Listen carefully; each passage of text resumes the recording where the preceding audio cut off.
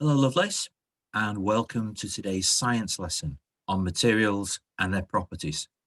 Today, our focus is going to be, can I investigate water resistance? Okay, so what are we going to need? What skills are we going to need for this? Well, we're going to need to know what water resistant actually means.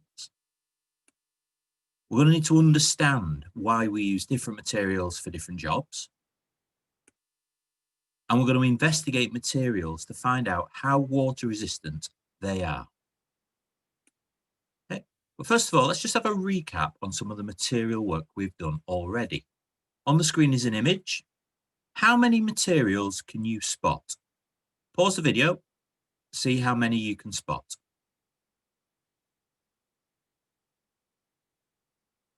Okay, well, there's quite a few there, but let's see what we've picked up on. Let's see how many of you spotted the plastic, these blue plastic sheets. What about chipboard? This is a type of wood where the wood is pulped, mushed up into small bits and then packed, squished together to form a board of wood used for different building jobs. Steel, the rim of these paint cans. In fact, the paint cans themselves are probably made of a type of thin sheet steel, which can be shaped really easily to make containers like those paint cans. More plastic, in this case, this paint tray made of plastic.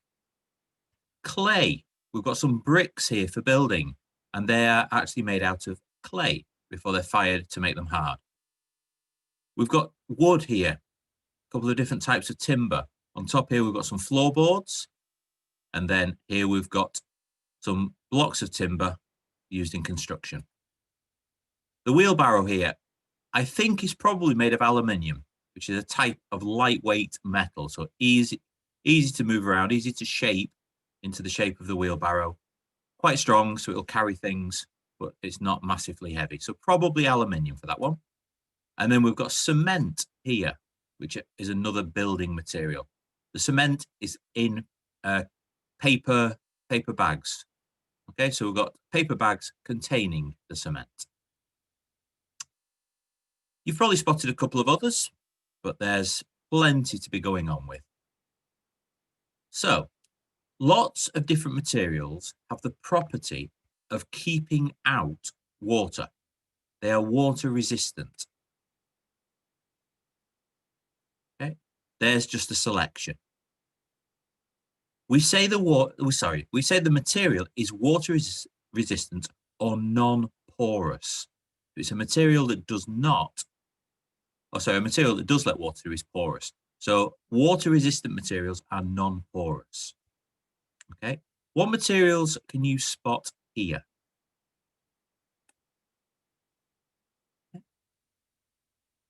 Well, we've got the roof tiles, which will be made of some form of clay.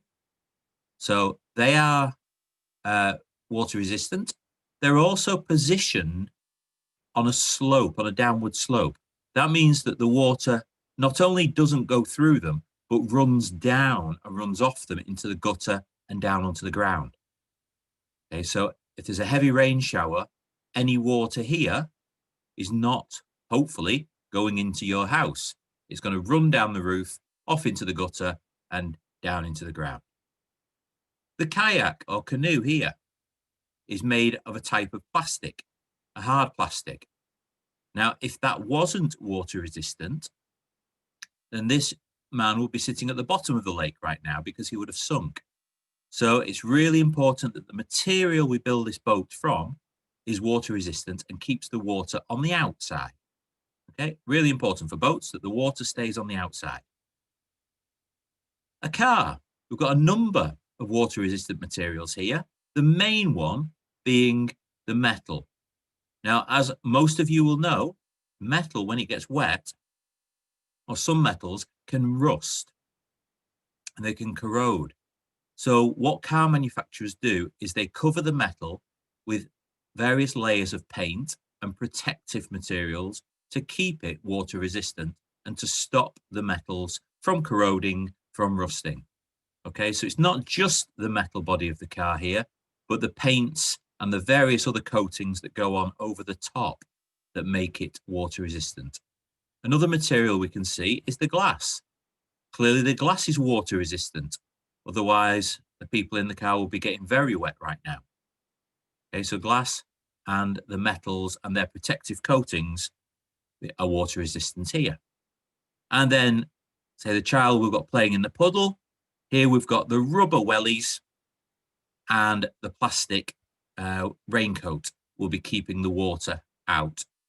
Okay, so they're both water resistant and keeping her nice and dry. Now, England is way too rainy. So, if we're going to stay dry in the rain, many of us will use an umbrella. But what material makes the best umbrella? Now, an umbrella canopy is usually made from a very specialist material. It's called nylon taffeta, and it has a special coating called Scotchgard to make it water resistant. Now, that's a very professional material. You're not going to find it lying around the house. But imagine if you didn't have this type of material and wanted to make an umbrella or some form of personal shelter to keep the rain off. What could you use? The material you choose for your umbrella needs to contain certain properties. It needs to be able to do certain things.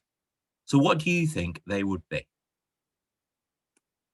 Just have a think for a moment. What does the material have to do for it to be useful as an umbrella? Well, the ones I came up with were water resistant, obviously. It's really important that it keeps the rain off. Flexible. The material needs to be able to bend around that metal frame that makes an umbrella the shape it is. And strong. In heavy rain and wind, it needs to stay in one place. So it can't be ripping just because there's a little breeze. So it needs to be quite strong to stay together in the worst of weathers.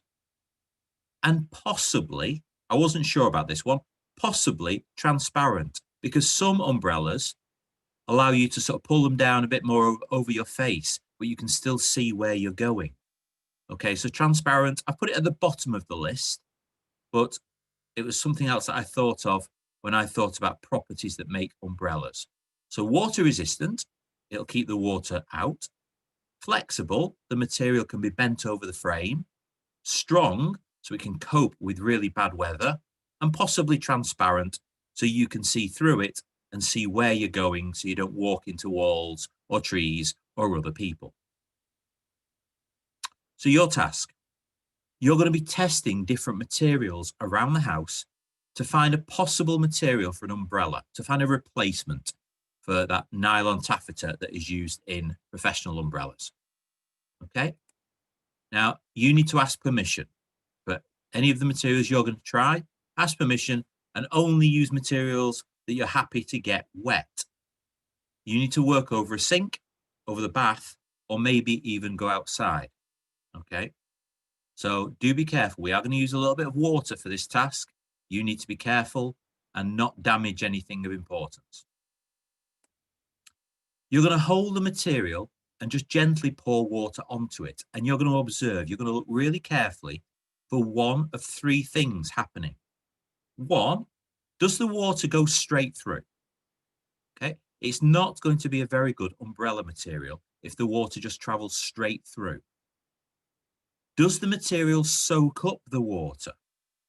So it might not go straight through, but does it stay inside the material? Is it soaked up by the water?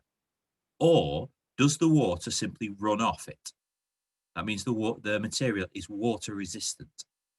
Okay, so you're looking for one of those three things happening. Does the water go through?